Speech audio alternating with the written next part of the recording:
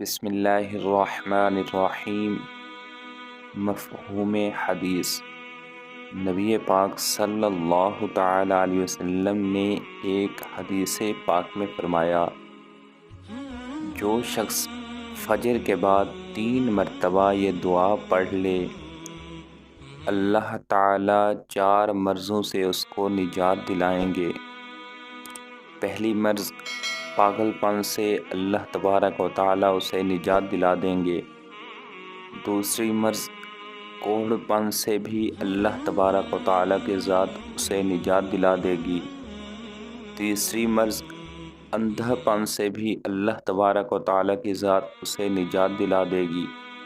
چوتھی مرض فالج سے بھی رب تعالی کی ذات اسے نجات دلا دے گی۔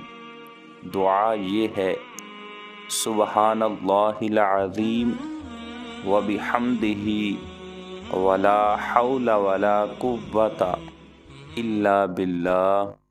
اس احادیث مبارکہ کو مسند احمد کے اندر نقل کیا گیا ہے۔ اللہ تبارک و تعالی ہمیں تمام قسم کی بیماریوں سے محفوظ فرمائے، آمین۔